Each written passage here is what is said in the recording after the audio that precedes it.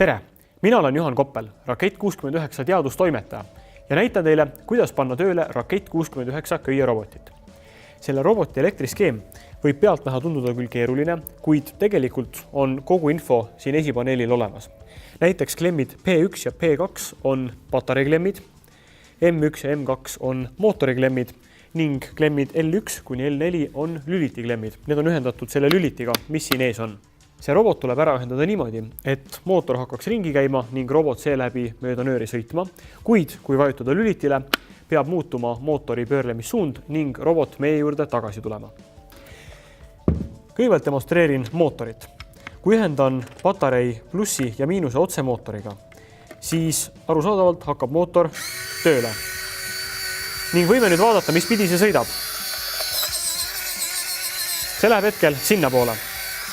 Kuid siin roboti sees on alalisvoolumootor ja see on selline seade, mille pöörlemissuund sõltub polaarsusest. Ehk siis, kui varem plussiga ühendatud juhe ühendada nüüd miinusega ning varem miinusega ühendatud juhe ühendada plussiga, peaks mootor hakkama tööle teistpidi. Ja nii ka on, robot sõidab hetkel teises suunas. Seda printsiipi tuleb meil kombineerida ristlüliti toimimispõhimõttega. Ehk siis, meil tuleb ühendada juhtmed sedasi lülitiga, et lüliti oleks see element, mis muudaks mootori suunda.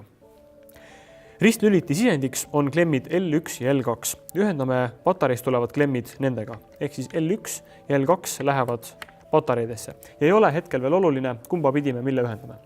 Ning ristlülitil on vaid 2 väljundklemmi, L3 ja L4, ning need on ühendatud sellise skeemiga, et kui lülitit lülitada, siis toimub muutus mõlema klemmi jaoks.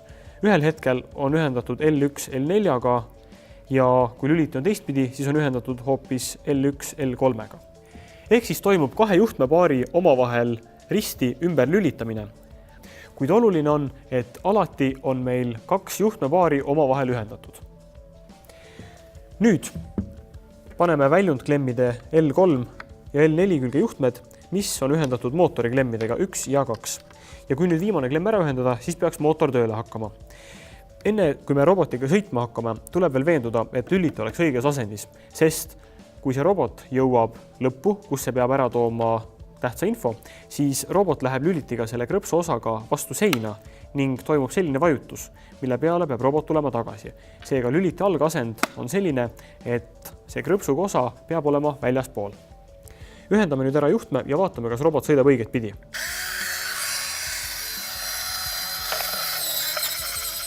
Kuna robot liigub hetkel valepidi, tuleb teha samamoodi, nagu enne tegime, ehk siis vahetame lihtsalt 2 klemmi ära.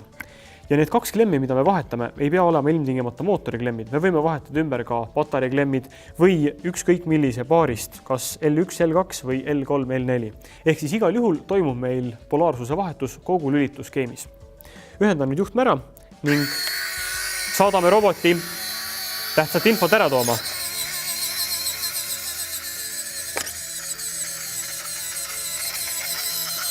Ja nüüd, kui robot on meie juurde tagasi tulnud, ongi ülesanne edukalt lahendatud. Ja täpselt nii lihtne ongi ühendada Rakett 69 köieroboti elektriskeemi.